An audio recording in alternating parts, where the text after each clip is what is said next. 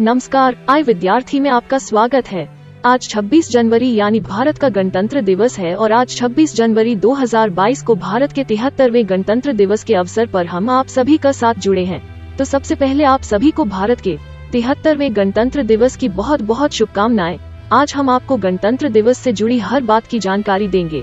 सबसे पहले देखते हैं कि आज हम क्या जानेंगे। सबसे पहले गणतंत्र दिवस का इतिहास, फिर गणतंत्र दिवस का महत्व, भारतीय संविधान दुनिया का सबसे बड़ा लिखित संविधान, तिरंगे झंडे का इतिहास और उसका महत्व, गणतंत्र दिवस और स्वतंत्रता दिवस में अंतर और यूट्यूब में आई विद्यार्थी एक्स्ट्रा एजुकेशन क्लासेज के बारे में, आई विद्यार्थी ऑनलाइन ट्यूशन क्लासेज के बारे में जानकारी, आखिर में राष्ट्रगान के साथ लाइव सेशन का अंत। तो चलिए शुरू करते हैं गणतंत्र दिवस का इतिहास। सन 1929 के दिसंबर में लाहौर में भारतीय राष्ट्रीय कांग्रेस का अधिवेशन पंडित जवाहरलाल नेहरू की अध्यक्षता में हुआ, जिसमें प्रस्ताव पारित कर इस बात की घोषणा की गई कि यदि अंग्रेज सरकार 26 जनवरी 1930 तक भारत को स्वायत्तोपनिवेश डोमिनियन का पद नहीं प्रदान करेगी, जिसके तहत भारत ब्रिटिश साम्राज्य में ही स्वशासित इकाई बन जाने, उस दिन भारत की पूर्ण स्वतंत्रता के निश्चय की घोषणा की और अपना सक्रिय आंदोलन आरंभ किया। उस दिन से 1947 में स्वतंत्रता प्राप्त होने तक 26 जनवरी स्वतंत्रता दिवस के रूप में मनाया जाता रहा। इसके पश्चात स्वतंत्रता प्राप्ति के वास्तविक दिन 15 अगस्त को भारत के स्वतंत्रता दिवस के रूप में स्वीकार किया गया। भारत के स्वतंत्र हो जाने के बाद संविधान सभा की घोषणा हुई और इसने अपना कार्य 9 दिसंबर 1947 से आरंभ कर दिया। संविधान सभा के सदस्य भारत के राज्यों की सभाओं के निर्वाचित सदस्यों के द्वारा चुने गए थे। डॉक्टर शून्य भीमराव अंबेडकर, जवाहरलाल नेहरू, डॉक्टर राजेंद्र प्रसाद, सरदार वल्लभ भाई पटेल, मौलाना अबुल कलाम आजाद आदि इस सभा के प्रमुख सदस्य थे। संविधान निर्माण में कुल 22 समितियां थी, जिसमें प्रारूप समिति, ड्राफ्टिंग कमेटी सबसे प्रमुख एवं महत्वपूर्ण समिति थी और इस समिति का कार्य संपूर्ण संविधान लिखना या निर्माण करना था। प्रारूप समिति के अध्यक्ष विधिवक्ता डॉक्टर शून्य भीमराव अंबेडकर थे। प्रारूप समिति ने और उसमें विशेष रूप से डॉक्टर अंबेडकर जी ने 2 वर्ष 11 माह 18 दिन में भारतीय संविधान का निर्माण किया और संविधान सभा के अध्यक्ष डॉक्टर राजेंद्र प्रसाद को 26 नवंबर 1949 को भारत का संविधान सुपुर्द किया। इसलिए 26 नवंबर दिवस को भारत में संविधान दिवस के रूप में प्रति वर्ष मनाया जाता है। संविधान सभा ने संविधान निर्माण के समय कुल 114 दिन बैठक की। इसकी बैठकों में प्रेस और जनता को भाग लेने की स्वतंत्रता थी। अनेक सुधारों और बदलावों के बाद सभा के 284 सदस्यों ने 24 जनवरी 1950 को संविधान की 2 हस्तलिखित कॉपियों पर हस्ताक्षर किए। इसके 2 दिन बाद संविधान 26 जनवरी को यह देश भर में लागू हो गया। 26 जनवरी का महत्व बनाए रखने के लिए इसी दिन संविधान निर्मात्री सभा कॉन्स्टिट्यूएंट असेंबली द्वारा स्वीकृत संविधान में भारत के गणतंत्र स्वरूप को मान्यता प्रदान की गई। जैसा कि आप सभी जानते हैं कि 15 अगस्त 1947 को अपना देश हजारों देशभक्तों के बलिदान के बाद अंग्रेजों की दास्ता, अंग्रेजों के शासन से मुक्त हुआ था। इसके बाद 26 जनवरी 1950 को अपने देश में भारतीय शासन और कानून व्यवस्था लागू हुई। भाइयों और बहनों ने इस स्वतंत्रता को पाने में अपने देश की हजारों माताओं की गोद सूनी हो गई थी। हजारों बहनों बेटियों के मांग का सिंदूर मिट गया था। तब कहीं इस महान बलिदान के बाद देश स्वतंत्र हो सका था।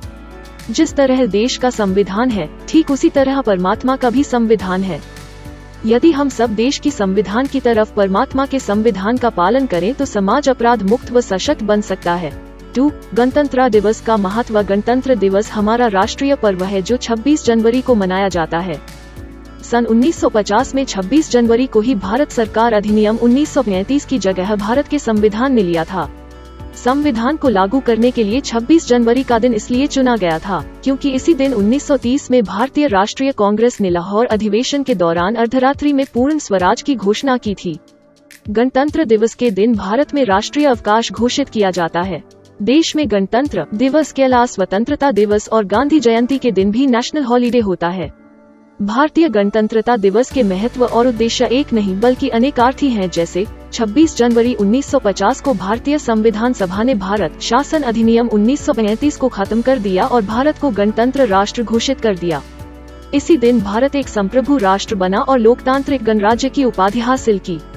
भारतीय संविधान दुनिया का सबसे बड़ा लिखित संविधान है। भारत का संविधान भारत का सर्वोच्च विधान है जो संविधान सभा द्वारा 26 नवंबर 1949 को पारित हुआ तथा 26 जनवरी 1950 से प्रभावी हुआ। यह दिन 26 नवंबर भारत के संविधान दिवस के रूप में घोषित किया गया है, जबकि 26 जनवरी का दिन भारत में गणतंत्र दिवस के रूप में मनाया जाता है। भारत के संविधान का मूल आधार भारत सरकार अधिनियम 1935 को माना जाता है। भारत का संविधान विश्व के किसी भी गणतांत्रिक देश का सबसे लंबा लिखित संविधान है। तिरंगे झंडे का इतिहास और उसका महत्व भारत के राष्ट्रीय ध्वज, जिसे तिरंगा भी कहते हैं, 3 रंग की क्षैतिज पट्टियों के बीच नीले रंग के एक चक्र द्वारा सुशोभित ध्वज है। इसकी अभिकल्पना पिंगली वेंकैया ने की थी। इसे 24 अगस्त 1947 को अंग्रेजों से भारत की स्वतंत्रता के कुछ ही दिन पूर्व 22 जुलाई 1947 को आयोजित भारतीय संविधान सभा की बैठक में अपनाया गया था। इसमें 3 समान चौड़ाई की क्षैतिज पट्टियां हैं, जिनमें सबसे ऊपर केसरिया रंग की पट्टी जो देश की ताकत और साहस को दर्शाती है, बीच में श्वेत पट्टी धर्म चक्र के साथ शांति और सत्य का संकेत है और नीचे गहरे हरे रंग की पट्टी देश के शुभ विकास और उर्वरता को दर्शाती है। ध्वज की लंबाई एवं चौड़ाई का अनुपात 3:2 है। सफेद पट्टी के मध्य में गहरे नीले रंग का एक चक्र है, जिसमें 24 आरेख तीलियां होते हैं। यह इस बात प्रतीक है भारत निरंतर प्रगतिशील है। इस चक्र का व्यास लगभग सफेद पट्टी की चौड़ाई के बराबर होता है। वो इसका रूप सारनाथ में स्थित अशोक स्तंभ के शेर के शीर्ष फलक के चक्र में दिखने वाले की तरह होता है। भारतीय राष्ट्र ध्वज अपने आप में ही भारत की एकता, शांति, समृद्धि और विकास को दर्शाता हुआ दिखाई देता है। राष्ट्रीय झंडा निर्दिष्टीकरण के अनुसार झंडा खादी में ही बनना चाहिए। यह एक विशेष प्रकार से हाथ से काटे गए कपड़े से बनता है, जो महात्मा गांधी द्वारा लोकप्रिय बनाया गया था। इन सभी विशिष्टताओं को व्यापक रूप से भारत में सम्मान दिया जाता है। भारतीय ध्वज संहिता के द्वारा इसके प्रदर्शन और प्रयोग पर विशेष नियंत्रण है। यह ध्वज भारत की स्वतंत्रता के संग्राम काल में निर्मित किया गया था। वर्ष 1857 में स्वतंत्रता के पहले संग्राम के समय भारत राष्ट्र का ध्वज बनाने की योजना बनी थी, लेकिन वह आंदोलन असमय ही समाप्त हो गया था और उसके साथ ही वो योजना भी बीच में ही अटक गई थी। वर्तमान रूप में पहुंचने से पूर्व भारतीय राष्ट्रीय ध्वज अनेक पड़ावों से गुजरा है। इस विकास में यह भारत में राजनीतिक विकास का परिचायक भी है। कुछ ऐतिहासिक पड़ाव इस प्रकार हैं। 1. प्रथम चित्रित ध्वज 1904 में स्वामी विवेकानंद की शिष्या भगिनी निवेदिता द्वारा बनाया गया था। 7 अगस्त 1906 को पारसी बागान चौक, ग्रीन पार्क, कलकत्ता, वर्तमान कोलकाता में इसे कांग्रेस के अधिवेशन में फहराया गया था। इस ध्वज को लाल, पीले और हरे रंग की क्षैतिज पट्टियों से बनाया गया था। ऊपर की ओर हरी पट्टी में 8 कमल थे और नीचे की लाल पट्टी में सूरज और चांद बनाए गए थे। बीच की पीली पट्टी पर वंदे मातरम लिखा गया था। 2. द्वितीय ध्वज को पेरिस में मैडम कामा और 1907 में उनके साथ निर्वासित किए गए कुछ क्रांतिकारियों द्वारा फहराया गया था। कुछ लोगों की मान्यता के अनुसार यह 1905 में हुआ था। यह भी पहले ध्वज के समान था, सिवाय इसके कि इसमें सबसे ऊपर की पट्टी पर केवल एक कमल था, किंतु 7 तारे सप्तऋषियों को दर्शाते थे। यह ध्वज बर्लिन में हुए समाजवादी सम्मेलन में भी प्रदर्शित किया गया था। 3.1907 में भारतीय राजनीतिक संघर्ष ने एक निश्चित मोड़ लिया। डॉक्टर एनी बिसेंट और लोकमान्य तिलक ने घरेलू शासन आंदोलन के दौरान तृतीय चित्रित ध्वज को फहराया। इस ध्वज में 5वां ल और 4 हरी क्षैतिज पट्टियां एक के बाद एक और सप्तऋषि के अभिविन्यास में इस पर 7 सितारे बने थे। ऊपरी किनारे पर बाईं ओर खंभे की ओर यूनियन जैक था। एक कोने में सफेद अर्धचंद्र और सितारा भी था। 4. कांग्रेस के सत्र बेगवाड़ा, वर्तमान विजयवाड़ा में किया गया। यहाँ आंध्र प्रदेश के एक युवक पिंगली वेंकैया ने एक झंडा बनाया, चौथा चित्र और गांधी जी को दिया। यह 2 रंगों का बना था, लाल और हरा रंग, जो 2 प्रमुख समुदायों अर्थात हिंदू और मुस्लिम का प्रतिनिधित्व करता है। गांधी जी ने सुझाव दिया कि भारत के शेष समुदाय का प्रतिनिधित्व करने के लिए इसमें एक सफेद पट्टी और राष्ट्र की प्रगति का संकेत देने के लिए एक चलता हुआ चरखा होना चाहिए। 5. वर्ष 1931 तिरंगे के इतिहास में एक स्मरणीय वर्ष है। तिरंगे ध्वज को भारत के राष्ट्रीय ध्वज के रूप में अपनाने के लिए एक प्रस्ताव पारित किया गया और इसे राष्ट्र ध्वज के रूप में मान्यता मिली। यह ध्वज, जो वर्तमान स्वरूप का पूर्वज है, केसरिया, सफेद और मध्य में गांधी जी के चलते हुए चरखे के साथ था। यह भी स्पष्ट रूप से बताया गया था कि इसका कोई सांप्रदायिक महत्व नहीं था। 6. 22 जुलाई 1947 को संविधान सभा ने वर्तमान ध्वज को भारतीय राष्ट्रीय ध्वज के रूप में अपनाया। स्वतंत्रता मिलने के बाद इसके रंग और उनका महत्व बना रहा। केवल ध्वज में चलते हुए चरखे के स्थान पर सम्राट अशोक के धर्म चक्र को स्थान दिया गया। इस प्रकार कांग्रेस पार्टी का तिरंगा ध्वज अंततः स्वतंत्र भारत का तिरंगा ध्वज बना। गणतंत्र दिवस और स्वतंत्रता दिवस में अंतर: गणतंत्र दिवस, रिपब्लिक डे, और स्वतंत्रता दिवस, इंडिपेंडेंस डे, दोनों ही राष्ट्रीय पर्व हैं। देश में इन दोनों दिनों को काफी धूमधाम से मनाया जाता है, मगर बहुत से लोग स्वतंत्रता दिवस the 15th of August independence day और गणतंत्र दिवस the 26th of January Republic day को लेकर कंफ्यूज रहते हैं।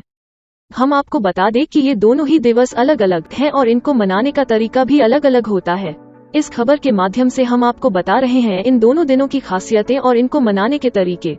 दरअसल 15 अगस्त 1947 को देश आजाद हुआ था, इस वजह से इस दिन को स्वतंत्रता दिवस के रूप में मनाया जाता है। वहीं 26 जनवरी 1950 को भारत में संविधान लागू किया गया था, इस वजह से इस दिन को गणतंत्र दिवस के रूप में मनाया जाता है। 26 जनवरी को राजपथ पर परेड निकलती है तो 15 अगस्त को लाल किले की प्राचीर से प्रधानमंत्री देश को संबोधित करते हैं और अन्य रंगारंग सांस्कृतिक कार्यक्रमों का आयोजन किया जाता है। हम आपको इन दोनों राष्ट्रीय पर्वों के बीच फर्क को सिलसिलेवार तरीके से बता रहे हैं। 15 अगस्त के दिन देश को आजादी मिली थी। इसी दिन ब्रिटिश झंडे को उतारकर भारतीय ध्वज को ऊपर चढ़ाया गया और फहराया गया था। झंडे को नीचे से ऊपर ले जाकर फहराने की इस प्रक्रिया को ध्वजारोहण फ्लैग होइस्टिंग कहते हैं। इसलिए 15 अगस्त को लाल किले पर ध्वजारोहण किया जाता है। वहीं 26 जनवरी को हमारा संविधान लागू हुआ था, इसलिए उस दिन पहले से ऊपर बंधे झंडे को केवल फहराया फ्लैग अनफर्लिंग जाता है। 26 जनवरी को राजपथ पर कार्यक्रम का आयोजन होता है और झांकियां निकाली जाती हैं। 15 अगस्त के दिन प्रधानमंत्री ध्वजारोहण करते हैं। वहीं 26 जनवरी को राष्ट्रपति झंडा फहराते हैं। ऐसा इसलिए होता है क्योंकि प्रधानमंत्री देश के राजनीतिक प्रमुख होते हैं, जबकि राष्ट्रपति संवैधानिक प्रमुख होते हैं। 26 जनवरी 1950 को संविधान लागू हुआ था, इसलिए गणतंत्र दिवस पर राष्ट्रपति झंडा फहराते हैं। इससे पहले आजाद भारत का न तो कोई संविधान था और न ही राष्ट्रपति। तो हमने गणतंत्र दिवस के बारे में ढेर सारी जानकारी इकट्ठा कर ली है। अब हम आपको आए विद्यार्थी एक्स्ट्रा एजुकेशन क्लासेज के बारे में बताएंगे। हमें स्कूल में अलग विषयों में हर कक्षा में बहुत कुछ सिखाया जाता है, लेकिन हम आप सभी के लिए अपने YouTube चैनल पर कुछ नया प्रस्तुत कर रहे हैं। आए विद्यार्थी एक्स्ट्रा एजुकेशन क्लासेज, जहां पर आपको भारत के प्रसिद्ध शिक्षक आपको स्कूली शिक्षा और एकेडमिक से कुछ अलग सिखाएंगे, जिससे आपको प्राप्त होगा ढेर सारा ज्ञान और इसमें आपको जो सिखाया जाएगा वो आपके भविष्य के लिए बहुत मददगार साबित होगा। और हम जल्द ही शुरू कर रहे हैं आए विद्यार्थी ऑनलाइन ट्यूशन क्लासेस। इस पर हम अलग से वीडियो बनाकर विस्तृत जानकारी के लिए वीडियो अपलोड कर देंगे। इसके रजिस्ट्रेशन के लिए आप हमारी वेबसाइट ividyarthi.in पर जाकर रजिस्टर कर सकते हैं। एक बार फिर से भारत के 73वें गणतंत्र दिवस की हार्दिक शुभकामनाएं। हमारे साथ अंत तक जुड़े रहने के लिए धन्यवाद। फिर मिलेंगे अगले वीडियो में और अब हम राष्ट्रगान के साथ इस सेशन को खत्म करेंगे। जय हिंद, जय Bharat, learn India, turn India.